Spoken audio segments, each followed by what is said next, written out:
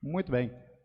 Nós vamos colocar de pé, nós vamos abrir as nossas Bíblias no Evangelho segundo Mateus, capítulo 13.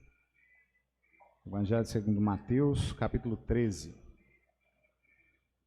Nós vamos dar seguimento aí ao estudo, né, que nós estamos tendo nos cultos de domingo de manhã, falando sobre as parábolas de Jesus.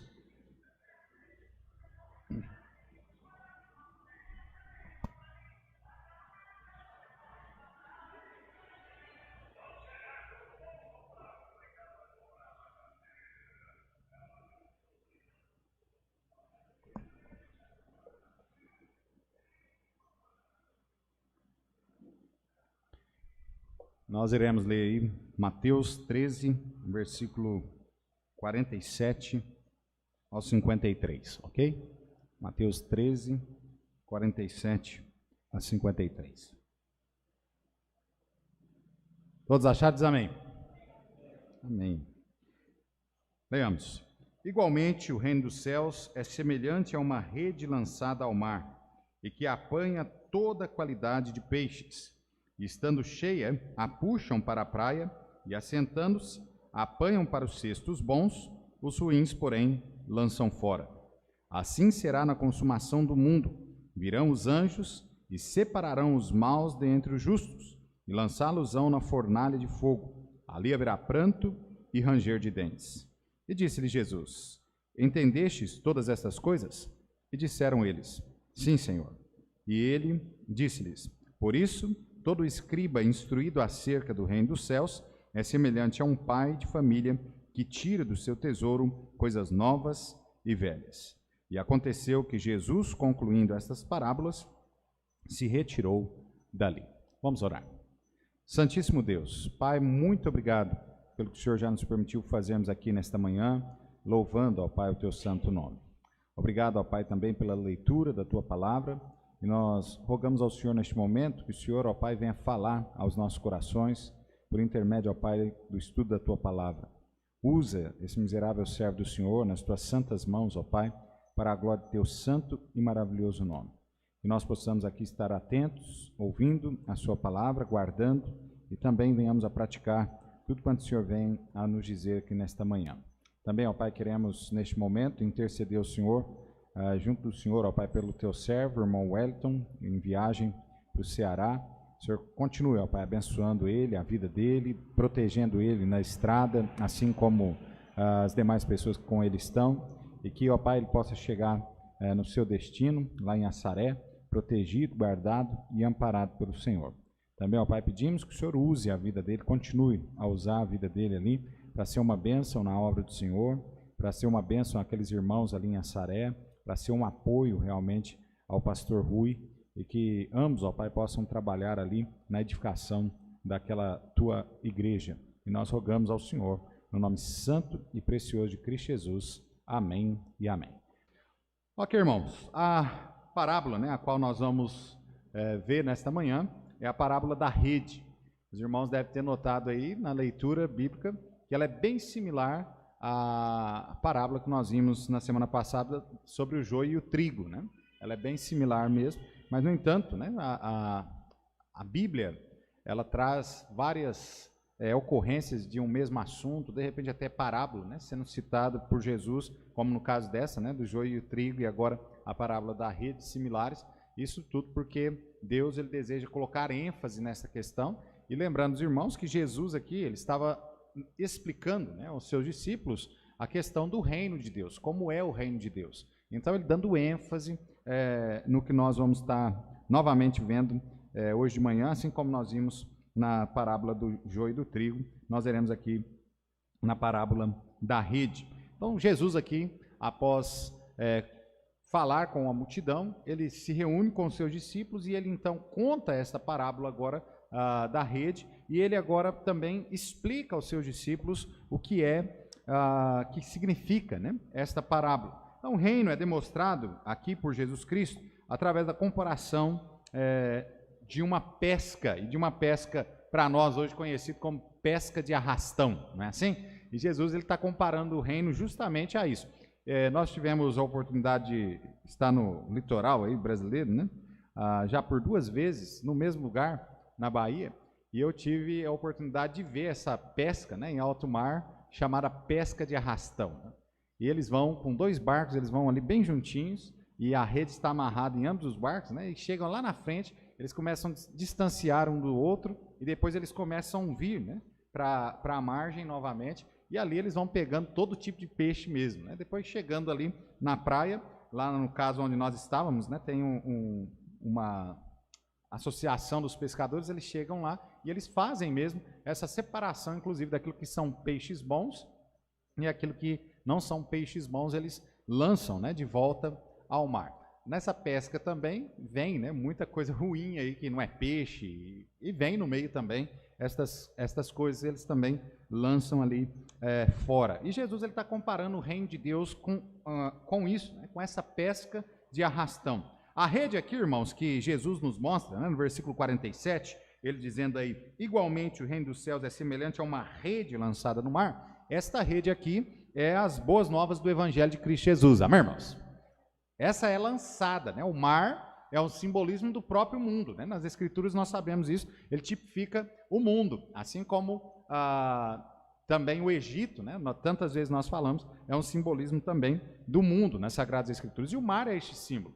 A ideia aqui é de que a rede é lançada ao mar, e esta rede é o evangelho que deve ser anunciado, levado a todas as pessoas, amém, irmãos? Jesus, inclusive, né, foi esta a ordem a qual ele deu a cada um de nós. Ele deu aos seus discípulos no momento ali da sua ascensão, durante o seu ministério de 3 anos e meio, ele preparou os seus discípulos para que executassem esse trabalho de ir por todo mundo, pregar o evangelho a toda criatura, ganhar almas, né, para este reino, agregar pessoas a este reino espiritual, o reino do nosso Deus nessa terra, e até mesmo fortalecê-las através da palavra de Deus. O que o Senhor fez durante os 3 anos e meio foi a preparação dos seus discípulos, justamente para que isso ocorresse quando ele fosse assunto ao céu. E é isso que tem sido, né, feito até hoje pelas igrejas evangélicas, as igrejas que realmente prezam pela palavra de Deus. Amém, irmãos? Nós estamos continuando o ministério qual o Senhor Jesus Cristo nos disse para fazer. Nós estamos anunciando o evangelho. Nós estamos levando, né, as boas novas de Cristo Jesus às pessoas. Essas pessoas se convertem, elas vêm para a igreja e aqui nós agregamos elas dentro aqui do nosso convívio e nós também ensinamos, né, nós discipulamos, nós realmente levamos ela a um conhecimento sobre Deus, sobre a palavra de Deus. Então esta rede é o evangelho de Cristo Jesus. A ordem de Jesus é que nós devemos levar este evangelho e levar este evangelho a todo mundo. Amém, irmãos? A todo mundo. Então vejam aqui que este evangelho é levado e ele deve ser levado indiscriminadamente. Veja que Jesus aqui mostra muito claramente para nós, no versículo 47, a parte final, ele diz, e que apanha toda qualidade de peixe. Amém, irmãos? Toda. A igreja não deve discriminar ninguém. Todas as pessoas devem ser bem acolhidas por dentro da igreja. Amém?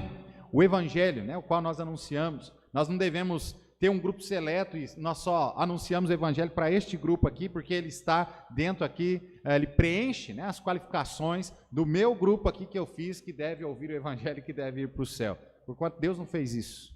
Deus levou o evangelho, né, ele deu a salvação através do seu Filho Jesus Cristo e para todos os homens. Todos aqueles que crerem, todos aqueles que receberem ao Senhor Jesus Cristo como seu único e suficiente Salvador. Amém? Infelizmente, nós temos algumas pessoas que não vão receber. Algumas pessoas que não vão querer, né, receber a salvação por meio de Cristo Jesus.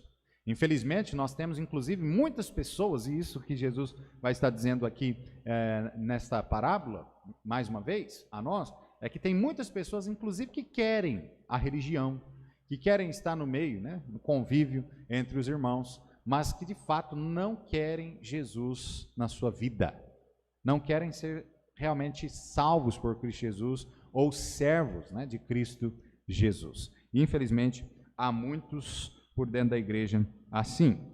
Também, Jesus nos mostra aqui que a questão, né, dos pescadores, eles são os responsáveis, né, por lançar essa rede, e esses pescadores somos nós. Amém, irmãos? Então, cada um de nós temos por obrigação levar o evangelho. Lançar a rede é levar o evangelho às pessoas à nossa volta.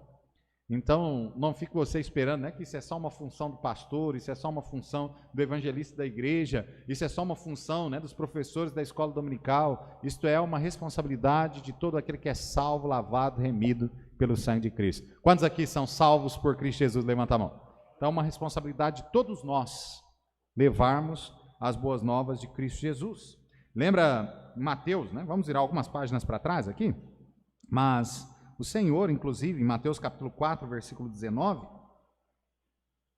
os irmãos se lembram aí que vários dos discípulos que foram chamados por Jesus, os apóstolos ali, eles tinham por profissão, né, a prática da pesca. Mas, no entanto, quando Jesus os chamou, Jesus trocou, né, eles, não de profissão, mas do que eles pescavam, né? Olha Mateus 4, 19, Jesus disse assim, e disse-lhes, vinde após mim, e eu vos farei pescadores de homens. Amém, irmãos? Então, Jesus já desde o início do ministério dele ali, no chamado dos seus apóstolos, dos seus discípulos, ele já ensinava a eles que, olha, vocês não vão ser mais pescadores de peixes como vocês estão fazendo aí. Vocês vão vir após mim e eu vou fazer vocês pescadores de homens. Eu vou fazer vocês pregadores do evangelho. Amém, irmãos? Pregadores da graça divina. E foi justamente isso, né, que aqueles discípulos se tornaram. No decorrer, né, da sua vida ali, eles aprenderam sobre Jesus, eles aprenderam sobre a graça de Cristo Jesus, e eles então se tornaram exímios pregadores do Evangelho de Cristo Jesus. De forma que hoje, né, o que nós temos basicamente de conhecimento sobre o Evangelho, basicamente, a maior parte deles foi a nós instruído, obviamente, por Deus, né? A palavra de Deus é divinamente inspirada, amém? Mas Deus usou estes homens para escrever esses relatos para que nós, então, pudéssemos conhecer muito mais sobre a revelação da graça do nosso Deus.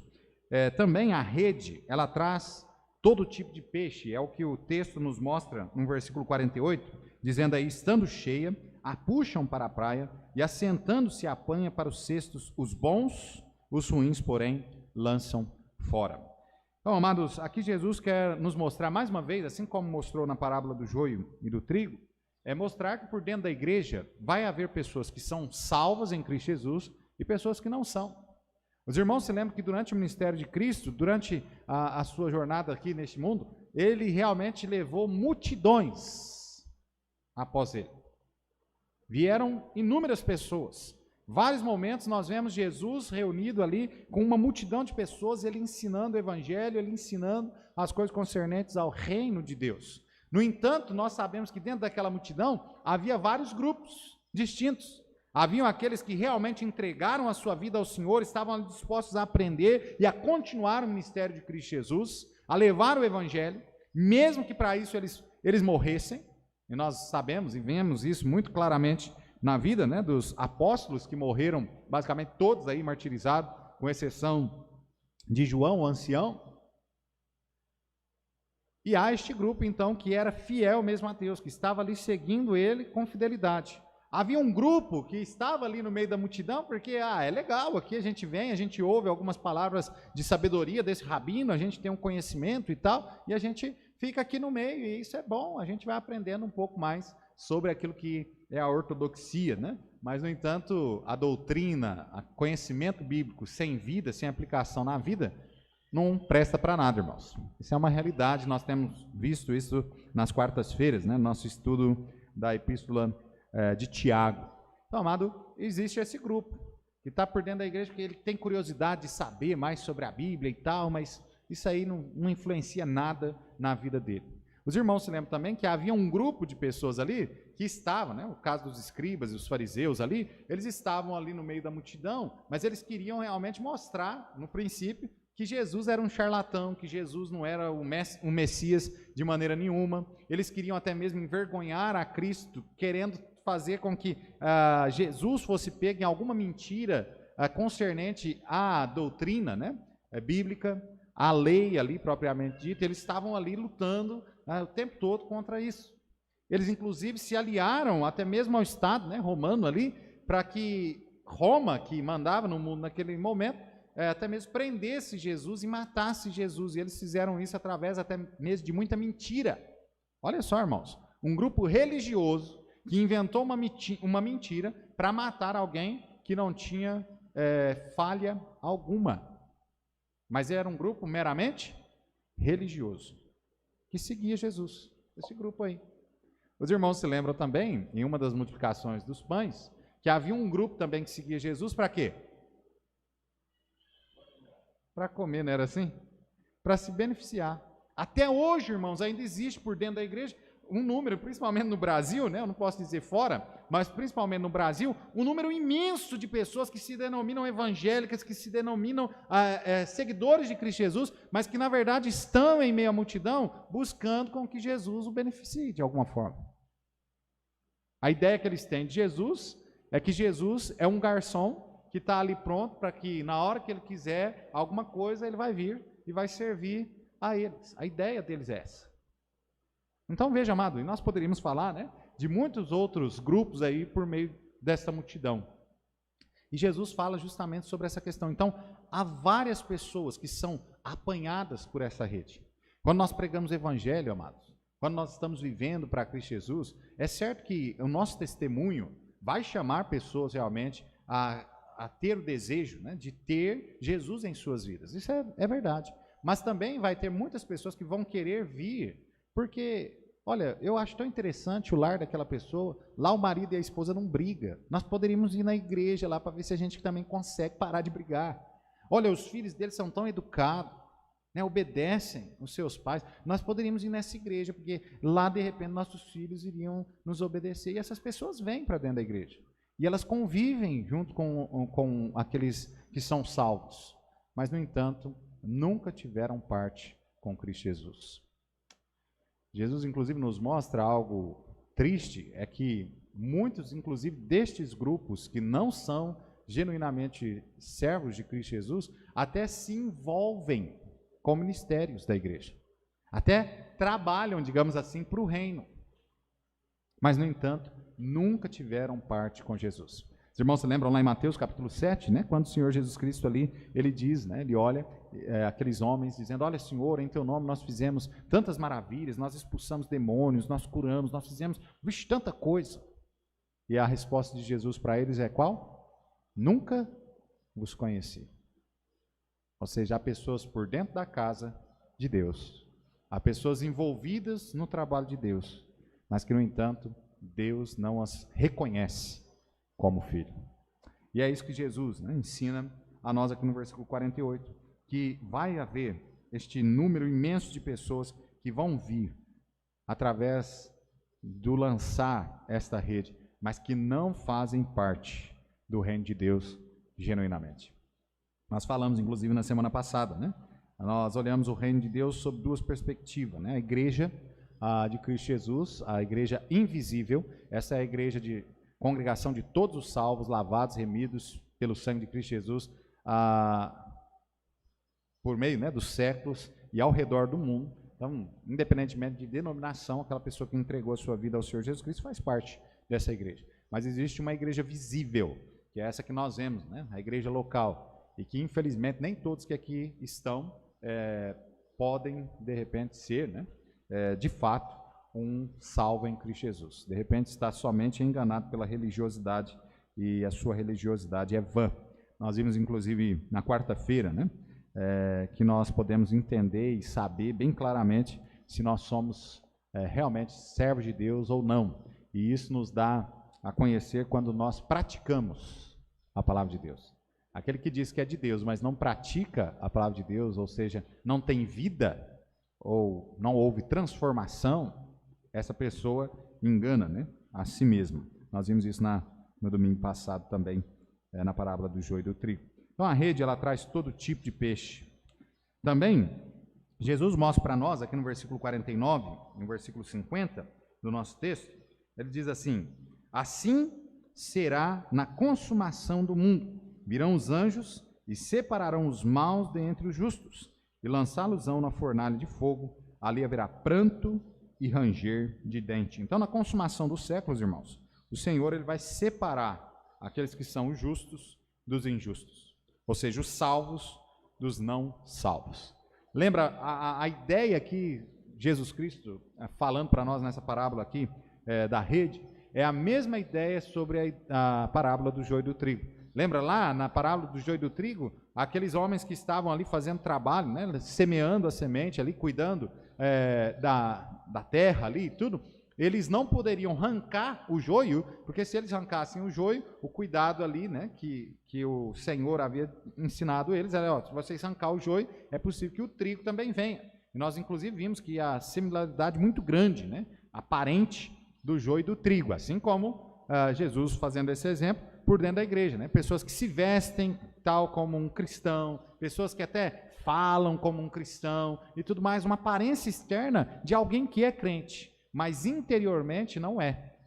E aí a gente viu a questão do joio lá, né? O joio, apesar da sua aparência visível ali, só que no entanto, interiormente, ele não é nutritivo. Ele pode haver inclusive algumas toxinas, né? Que se alguém se alimentar dele, pode vir até morrer, seja o ser humano ou seja um animal.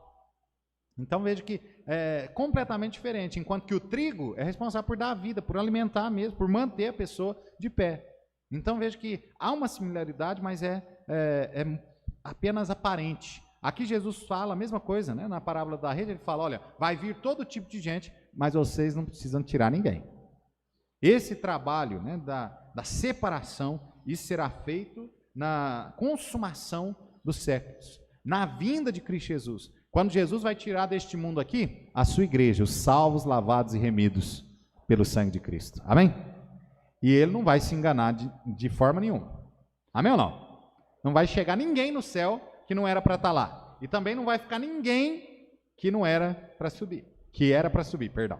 Então, amado, Deus não se engana, né? O Senhor não se engana. Ele vai levar o seu povo. Essa separação será feita aí já a princípio. Depois, no final de tudo, no juízo final, né? Também ali será apartado, né? Aqueles que estão e que seguiram, né? Buscaram realmente a Deus, e aqueles que não, e serão colocados ali em lugares distintos. Aqueles que não entregaram a sua vida ao Senhor Jesus serão lançados no lago de fogo. E Jesus diz isso aqui claramente no versículo 50, ele diz, e lançá-los-ão na fornalha de fogo, ali haverá pranto e ranger de dentes.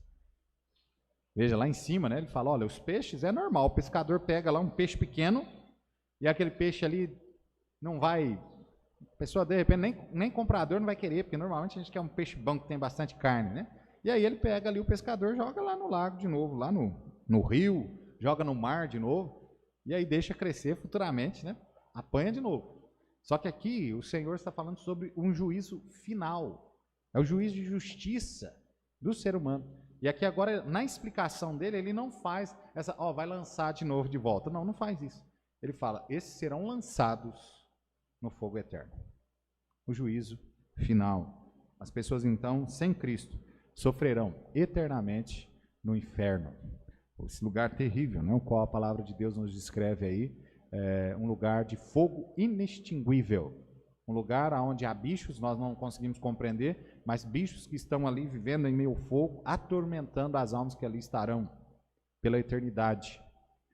É um lugar de um fogo um pouco diferente daquilo que nós conhecemos, né? Daquilo que é comum para nós, que o fogo dali não propaga luz. A palavra de Deus diz que o inferno, né, o lago de fogo, é um lugar de trevas. Trevas. Um lugar realmente terrível, o qual as pessoas sem Cristo irão padecer. Nós temos aqui algumas aplicações, né, que nós devemos fazer. Primeiro, um lado, o Senhor Jesus Cristo, ao explicar essa parábola para nós, ele mostra para a gente e ele faz com que nós venhamos entender que nós devemos pregar o Evangelho, e o Evangelho deve ser pregado com urgência. Amém, irmãos? Nós não sabemos quanto tempo mais nós vamos ter. Os irmãos se lembram que o Senhor Jesus, né, no seu sermão profético, ele inclusive falava sobre o final dos tempos, os sinais que precederiam a sua vinda, e dentre aqueles sinais ali, ele mencionou terremotos, ele mencionou pragas, né, pestes que viriam. E nós temos visto isso cada vez com maior frequência. Se você pegar, inclusive, aí, fazer uma pesquisa rápida, né, na internet, você vai ver que os terremotos, há 20 anos atrás, a proporção de terremotos ao redor do mundo era bem menor do que a que nós temos hoje. Hoje os abalos sísmicos são muito mais constantes, são muito mais frequentes, inclusive no nosso país, que nem alguns anos atrás, nem tínhamos terremoto aqui, mas agora tem. Furacões. Nós falamos aí, né, o texto bíblico fala sobre pestes.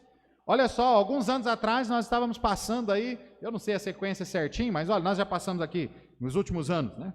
Falando aí, eu acho que uns 10 últimos anos, nós passamos sobre a gripe aviária, nós passamos sobre a gripe, era gripe suína também, né? Gripe suína, nós passamos a H1N1, nós passamos o coronavírus, que esse vírus aí não é novo, ele passou, se não me engano, lá em 2018, já teve esse corona aí, né? Agora voltou de novo em 2019, é uma coisa assim, mas é a segunda vez que esse vírus vem, agora numa proporção muito maior, morreram, né? Segundo as estatísticas aí, milhares e milhares de pessoas ao redor do mundo dizem que por conta deste vírus.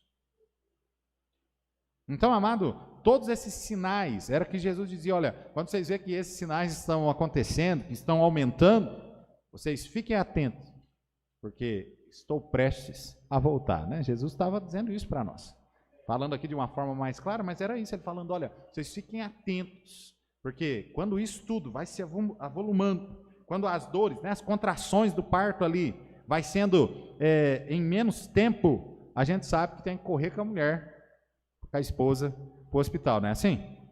Tá aí, ó, irmão Jordan e a irmã Bruna, né? A irmã Bruna está grávida, daqui a pouco vem aí o bebezinho. Mas na hora dos momentos, no momento das contrações ali, né, que a mulher vai sentindo, vai chegando perto, aquela coisa vai, ó, o espaço, o intervalo está menor aqui, tem que correr para o médico. Era isso justamente que Jesus estava dizendo, olha, vocês estão vendo? Está cada vez pestes, terremotos, furacões e tudo isso acontecendo com mais frequência. Então fique atento, porque a vinda de Cristo Jesus está próxima. Por isso, a igreja deve ter como urgente o pregar o evangelho de Cristo Jesus. Amém, irmãos?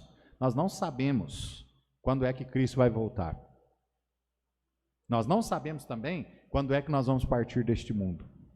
O fato é que Jesus nos ensina, lá em João, capítulo 4, é que nós devemos trabalhar enquanto é dia, porque a noite vem quando ninguém mais pode trabalhar. Ou seja, quando eu e você partimos deste mundo aqui, seja pela morte, ou seja pela a vinda de Cristo, né, o arrebatamento, nós não poderemos mais anunciar o evangelho a ninguém. Então esse é o momento, né, de nós anunciarmos o evangelho. Então devemos pregar o evangelho com urgência. Jesus também nos chama a atenção aqui que nós devemos pregar o evangelho a todos, indiscriminadamente, né? Nós já falamos um pouco sobre isso. Amém, irmãos? Então é a todos mesmo.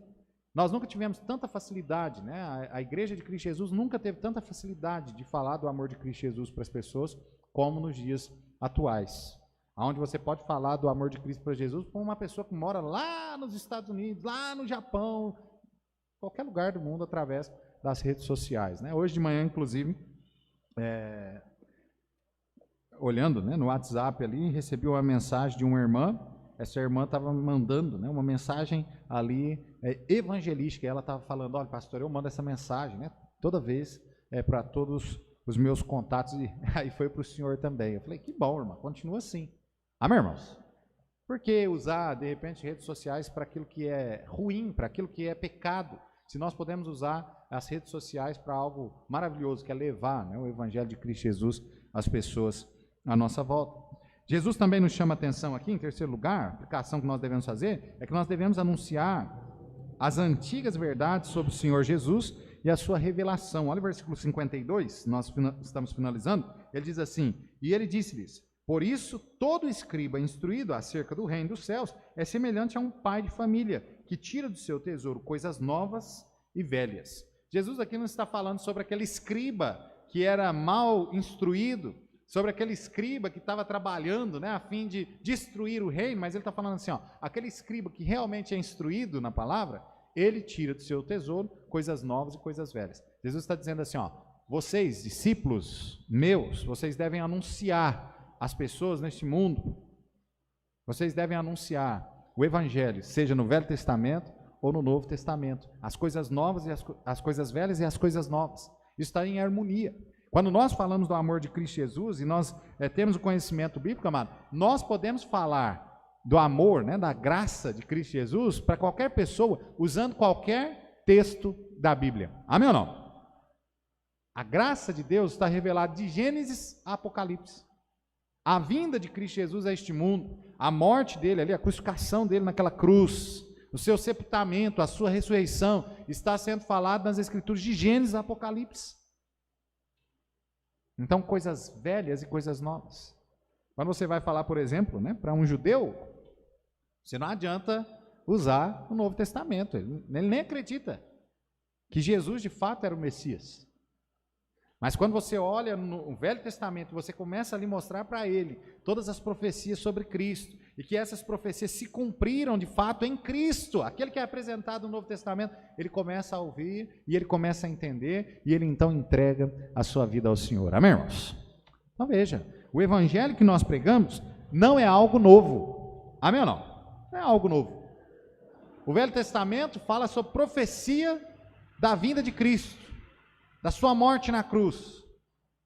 E o Novo Testamento é o cumprimento daquilo que foi já dito pelo Velho Testamento. Então nós devemos anunciar, né, as boas novas de Cristo Jesus. O evangelho existe um só. Amém ou não?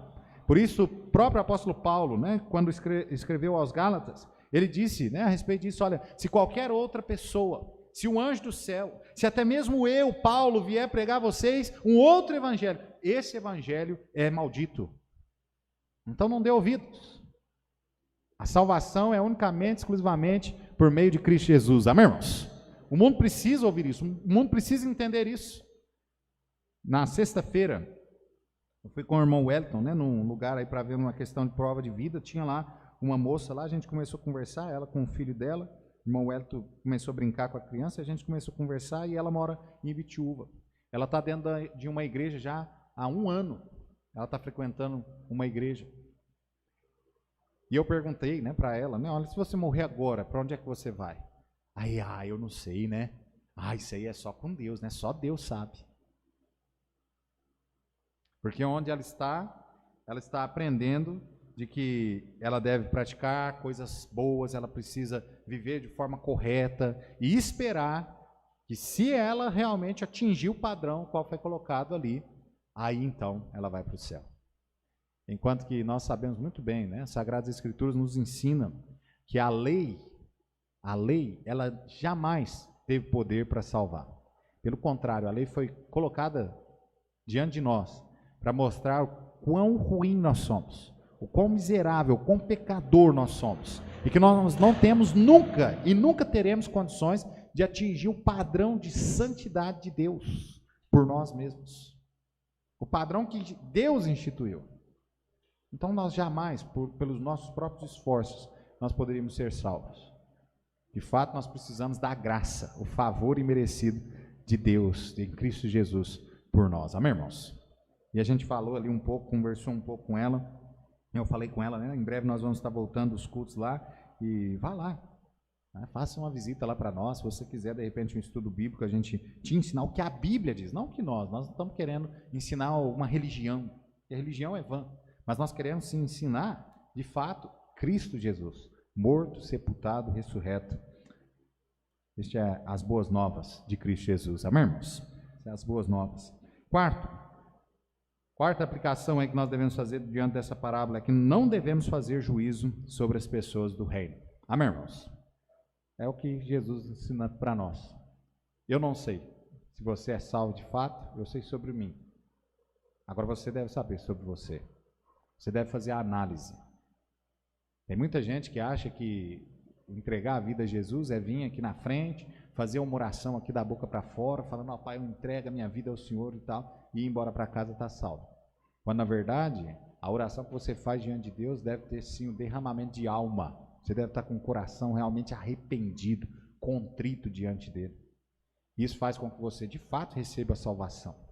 E faz com que, de fato, você, ao sair daqui, você queira viver uma nova vida por Cristo Jesus. Amém? É triste, mas muitas das vezes, né, nós temos visto pessoas que dizem que estão se convertendo, e aí elas saem, e não há nenhuma mudança de vida, nenhuma transformação. E se não há mudança, não há transformação, não há também salvação nesta pessoa. E em último lugar, a pergunta, né, a qual você deve fazer a você mesmo. Você pertence a qual grupo? Você pertence aos peixes bons ou aos peixes ruins? Você faz parte do trigo ou você é parte do joio? A que grupo você pertence? Analise sua vida. Não engane você mesmo. Não engane você mesmo. Porque a única pessoa que você consegue enganar é você mesmo. Na vinda de Cristo Jesus, amado, os salvos vão subir, independentemente. Os salvos lavados pelo sangue de Cristo Jesus vão subir. Mas se você não entregou de fato a sua vida a Cristo Jesus, você vai ficar. A Deus ninguém engana. Amém ou não? Ninguém engana. Não há nenhuma forma, né, de nós enganarmos a Ele. Então, a que grupo você pertence? E na sua análise, né, se você pertence, de fato, ao grupo dos salvos, amém por isso. Agora vamos continuar levando o Evangelho, cumprindo com a nossa obrigação, lançando essa rede, né, sobre o mundo, trazendo ainda mais almas aos pés de Cristo Jesus. Mas, de repente, na sua análise, você faz parte, né, dos não salvos. Entregue a sua vida ao Senhor Jesus Cristo hoje mesmo. Receba Ele como seu único e suficiente Salvador. Para que na vinda de Cristo Jesus, na separação entre os maus e os justos, você não fique para trás. Você não seja colocado como um perdido, um ímpio e lançado no fogo eterno, como Jesus aqui bem nos ensina. Que Deus ajude, né, você a conseguir fazer essa análise de você mesmo. Vamos colocar de pé, irmãos? Nós vamos orar, encerrando.